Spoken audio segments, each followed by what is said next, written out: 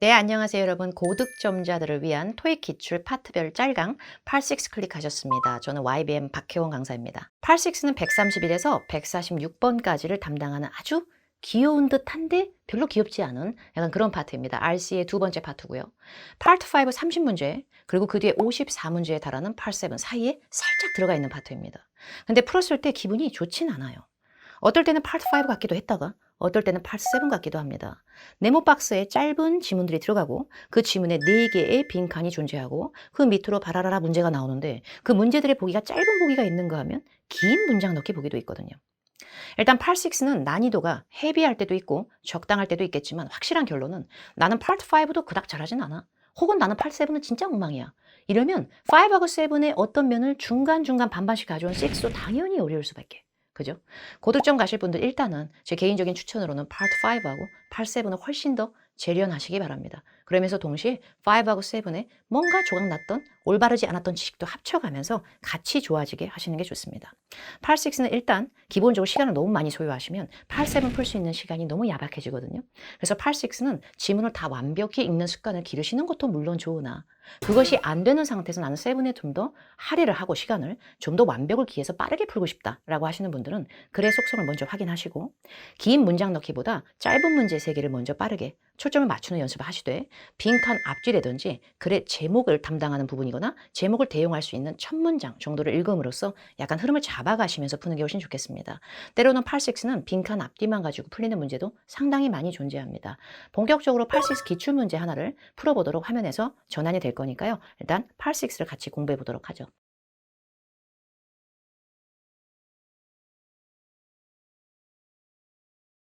네, 이제 여러분이 보고 계신 화면에 86 지문이 하나가 뜨고 있어요. 일단 화면을 정지하시고 풀어보신 다음에 그 다음에 제 설명을 듣는 게 좋겠죠. 저는 여러분들이 풀었다고 치고 얘기를 할 거예요. 그런데 이제 86는 원래 문항은 16문제잖아요. 그러다 보니까 131에서 146번이라는 거는 RC 문제가 100문제니까 그렇게 포션이 큰 건 아니야.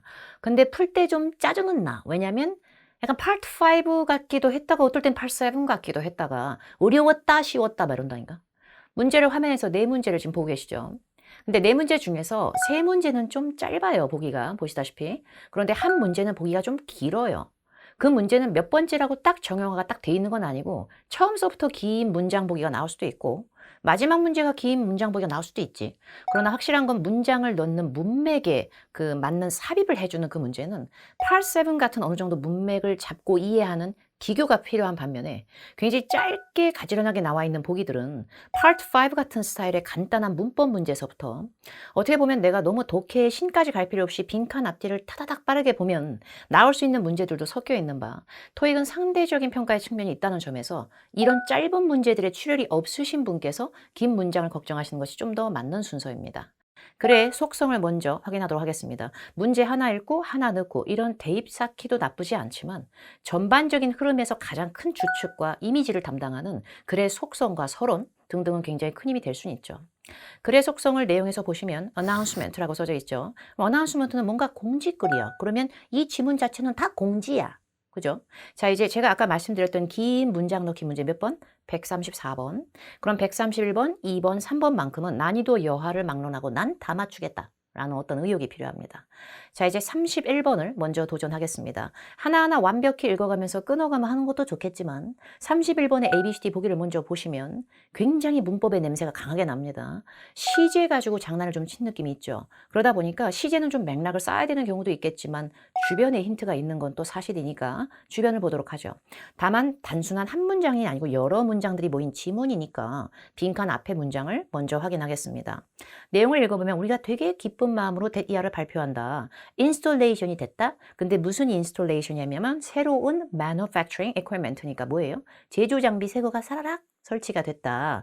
우리 메인 공장, 가장 주요 공장에 그거 설치가 완료가 되었지. 그래서 그 설치된 새로운 기계들은 두 번째 문장의 주어 자리입니다. 주어가 나오면 뒤에 동사는 당연히 나오지. 이 문제를 풀 때 A, B, C, D 보기를 이렇게 생각하시는 분들이 있어. A는 have pp니까 해온 거니까 현재 완료. 보기 B는 were,이니까 are의 과거니까 이것은 과거. 보기 C는 will이 붙었으니까 미래. 그리고 보기 D 같은 경우에는 과거. 뭐 이렇게 가시는 분들이 있는데 사실 Part 5, 6의 제반적으로 모든 그 RC의 문법 문제에서 시제보다 압살적인 힘을 갖는 것이 바로 능동태, 수동태의 소름 끼치는 구별입니다. 시제가 아무리 잘 들어맞아도 능수동태가 안 어울리면 100% 오답이 되죠. 먼저 항상 문제를 봤을 때 시제에보다 먼저 선행되는 능수동태에 뭔가 안 맞춰지는 게 있는지 먼저 보세요. 자, ABCD를 태로 먼저 신경을 쓰겠습니다. 시제보다도. A를 잘 보시면 길다? 보기가 엄청 길지. 왜냐면 쟤는 have를 이용해서 시제도 만들었고 ed로 끝난 상태 중간에 been이 들어갔거든. 근데 been이라고 하는 건 따지고 보면 비동사의 냄새가 좀 나거든. 여기에 been, ed는 다른 말로 그 유명한 BPP가 됩니다. BPP는 수동태죠. 어느 경우에도 목적어를 잘 못 끌게 될 겁니다. 그런데 빈칸에 들어갈 자리가 능수동태의 태로 구별을 하시는 분들은 시제보다도 빈칸 바로 뒤에 나의 몸 뒤로 목적어가 있고 없고가 장난 아니게 중요하죠. 근데 빈칸 뒤에 workflow, 저게 뭘까? 작업의 흐름. 저게 명사입니다. 여기 우리가 동사 넣을 거니까 쟤는 뒤에 있는 애는 명사겠지? 근데 명사가 끌려 나왔다는 건 내가 목적어가 있다는 얘기고, 그럼 목적어를 끌 수 있는 문법을 뭐라 그러게? 수동태가 아닌 능동태. 그럼 B하고 C하고 D는 괜찮아도 A는 절대 정답이 안 된다를 먼저 치우셔야 되는데 현재 완료 시제에 굉장한 부심이 생기는 순간 오류가 커지겠죠. B, C, D는 B, PP가 있는지 눈으로 보죠. 보기 D도 수동태 아니야? 아니죠. ED로 끝나봤자 동사할 때는 과거의 시제일 뿐이에요. 동사는 수동태로 쓸 거면 비동사가 코 죽어도 필요합니다. 여기 B, C, D는 그냥 능동태이기 때문에 뒤에 목적어를 소화할 수 있겠죠. 그런데 will improve라는 보기 C를 넣게 되면 앞으로 이 설치된 기계들이 이런 것을 개선해 줄 것이야. 보기 B가 되면 주구장창 과거에 개선을 했었더랬지. 과거니까 보기 D도 개선을 했다? 약간 이렇게 되죠. 잘 생각해 보시면 빈칸 앞에 지난 6개월간 장장 10년의 세월 동안 이게 아니고 인제 막 따끈따끈하게 설치만 끝난 기계입니다. 결국에 설치만 끝났다는 건 다른 말로 이제 사용을 하게 될 것을 의미하게 되겠죠. 그러다 보니까 이 문제의 정답은 뭔가 주변에 last weekend, next year 이런 식으로 아주 쉬운 자극적인 단어가 없어도 정답은 미래 시제로 가는 맥락을 잡을 줄 알아야 되고요.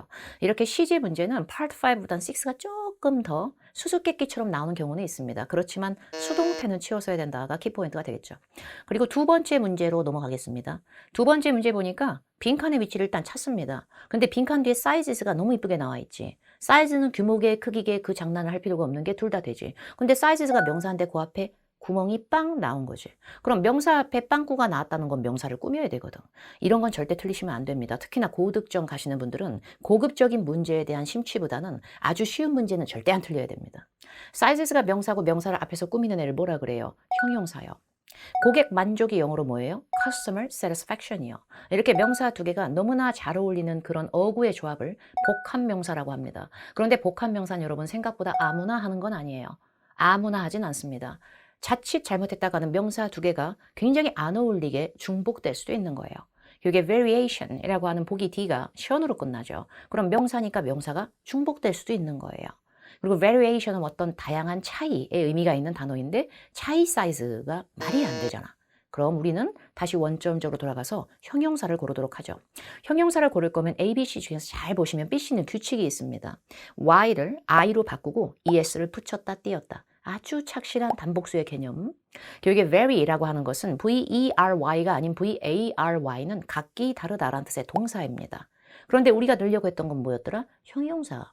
그런데다가 토익은 빈칸 앞뒤에 힘은 뭐라 말할 수가 없지. 빈칸 앞에 of가 보이잖아요. 제가 뭔데요? 전치사. 전치사는 곧 죽어도 동사를 끌 수가 없지. 접속사가 아니니까. 그렇다 보니까 품사의 기본기만 잡고 계시면 BC는 한꺼번에 치워야만 합니다. 그래서 이 문제 정답은 varying이 정답이 되고요. 참고로 말씀을 드리자면 varying은 다양한 이란 뜻을 가지고 있는 형용사인데 varying도 되고요. 여기 보기에는 없지만 OUS로 끝나는 various도 가능합니다. 다만 이 두 개가 똑같이 형용사로 작용할 수 있다 보니 두 개가 보기에 같이 나오지는 않은 모습이죠.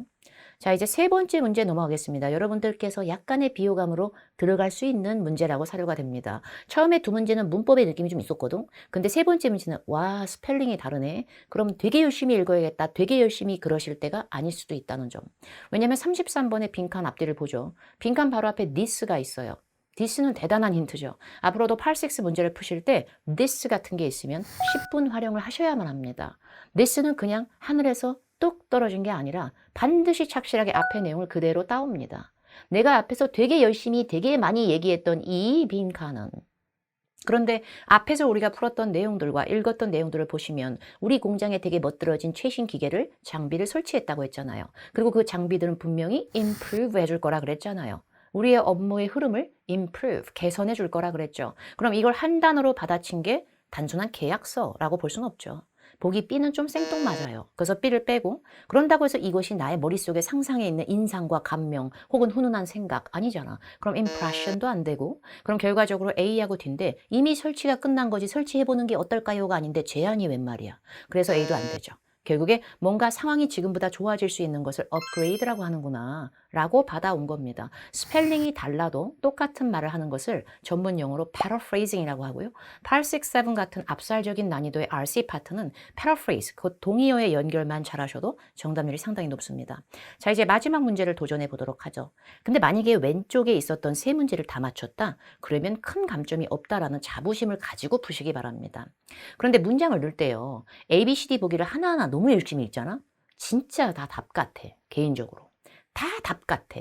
다 괜춘. 그래서 A, B, C, D를 다 읽으려고 먼저 냅다 읽는 게 아니라 어차피 세 문장은 운명의 길을 걸어가서 오답이 된다고. 그러니까 완벽히 읽는 것보다 이 문제의 키포인트는 빈칸에 넣을 때 어울려? 이게 중요한 거지. 잘 써진 문장이야?가 아니잖아요.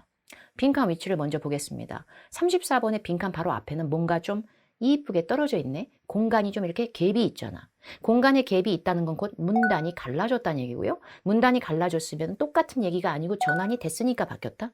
결국에 빈칸 앞에 남의 문단을 되게 열심히 읽을 필요까지는 없어 보입니다. 내가 속한 거하고 나하고 제일 가까운 애를 읽으세요. 자, 그럼 빈칸 바로 뒤에가 힌트 문장이 되겠죠. 빈칸 뒤를 보니까 짐 마텔이라는 사람이 나온다. 근데 이 사람이 누구냐면 organizing, 기획하고 있다. this effort를.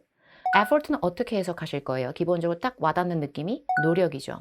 고득점 가실 분들은 단어의 숨겨진 의미를 갖고 계셔야 완벽한 해석이 올라가집니다.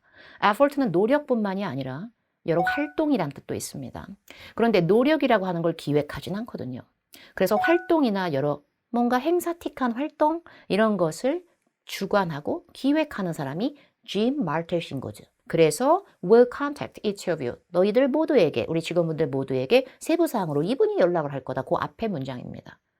얘랑 딱 붙었을 때 어울려야 되고 이질감이 없어야 되며 더 나아가서는 완벽함을 꼼꼼함을 추구하시더라도 이 지문의 흐름에서 틀어져 버리면 정답이 안 되겠죠. 결국에 A, B, C, D 보기를 잘 눈으로 보세요. B는 애초에 오답이라고 판단이 되죠.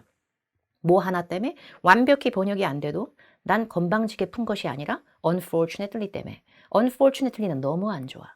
너무 유감이야. 너무나 유감스럽게도. 근데 유감이라는 말을 하기엔 앞에가 다 좋은 내용이었고 우리가 지금까지 풀었던 문제들 뒤에 마저도 나쁜 내용이 하나도 없는데 갑자기 지 혼자 안 좋은 내용이 쏙 들어갈 리가 없다니까. 그래서 맥락에서 긍정적인 흐름의 배경으로 흘러가는 지문에 부정적인 연결구나 수식어는 정답이 아닌 오답을 부를 수밖에 없고요. 결국에 unfortunately를 빠르게 치우겠습니다. 이하의 문장을 완벽히 못 읽었어도요. 그러면 A, C, D가 남죠. 그런데 A, C, D가 남는데 그 다음에 제가 치울 보기를 알려드리겠습니다. 제가 그 다음에 치울 보기는 보기 A야. 보기 A를 치우는 이유는 첫 번째 문제 will improve를 우리가 답으로 했고요. 두 번째 문제, 이러한 업그레이드가 하기 전에 various size, varying size를 하면서 동시에 바로 밑에 줄에 이러한 업그레이드는 아주 중요한 거예요. 결국에 과거 얘기를 하는 내용이 어디에도 없었죠. 지문의 흐름상. 근데 갑자기 보기 A는 되게 과거의 역사의 느낌으로 어제 여러 슈퍼바이저들이 투어를 했어요. 근데 여러 명을 얘기해 놓고 CG도 갑자기 뚝 떨어져 놓고 바로 뒤에 문장은 또 다시 미래 CG. 그리고 여러 명의 슈퍼바이저 중에 한 명을 고른 것도 아닌데 괜히 짐 마텔 이렇게 되는 거예요. 결국에 뭐가 안 맞으면 치워버리는 거죠, 이렇게. 그럼 A를 빼고 나면 우리가 넣을 수 있는 건 C하고 D의 싸움입니다. 근데 C는 딱 봤을 때 알고 계시죠? 요즘 우리 업계가 경쟁이 되게 심해요. 굉장히 컴패러티브해. 장난 없어. 이런 느낌이고 보기 D는 모든 직원분들은 이제 교육을 받으셔야 돼요. 뭐에 대해서? 이 새로운 장비에 대해서. 이번 달 말까지는 교육을 받아야 돼. 그게 교육을 받는다라는 의미 자체가 워크숍이나 트레이닝이 되면서 그걸 effort라고 받아친 거죠. 여기까지 연결이 안 됐어도 우리가 계속 읽었던 단어는 장비 설치, 설치였습니다. 결국에 장비 얘기를 그대로 유지하는 게 제일 맞지 않을까요? 그래서 이 문제의 정답은 D가 되는 거죠. 이런 식으로 풀어서 한 지문이 완성이 되는 겁니다. 다시 한번 간단히 정리해드리면 글의 속성을 먼저 파악하시고요. 문제 4개 중에 짧은 문제 3개, 특히나 문법 문제, 이런 문제는 안 틀리게끔 조심을 하셔야 됩니다. 그리고 어휘 문제는 막상 따지고 보면 내가 열심히 해석을 해야 될 때도 있지만 this 같은 표현이 앞에 붙은 어휘는 앞의 내용을 잘 요약한 단어를 paraphrase로 찾아줘야 된다. 이것이 관건이었고, 물론 그게 없더라도 맥락에 틀어지지 않는 어휘를 넣어주셔야 되겠습니다. 그리고 글의 흐름의 전반적인 배경에 따라 내가 세 문제를 맞췄을 당시 그때 정답으로 영역에 들어갔던 어휘들과 너무 상반되거나 너무 생뚱맞거나 너무 시제가 다르거나 분위기가 달라지는 지문은 최대한 오답으로 하시는 게 좋겠습니다. 그리고 항상 paraphrase 단어가 조금씩 바뀌는 현상들은 항상 그때그때 정리하시면 훨씬 더 좋은 점수를 받으면서 8.7까지도 영향을 미칠 수가 있겠죠. 여기까지 8.6 한 지문 보셨고요. 앞으로도 8.6도 계속 지문을 푸실 때 이런 식의 반복이 있을 겁니다. 시제 문제가 조금 어려울 때도 있을 거고요. 틀린 것은 항상 오답 노트를 잘 정리하시면서 너무 완벽하게 문장을 번역하려고 하시는 것보다 주변의 힘을, 빈칸 주변의 힘을 잡는 연습을 반드시 하시기 바랍니다. 다른 또 파트에서 또 좋은 강의로 뵙도록 할게요. 감사합니다.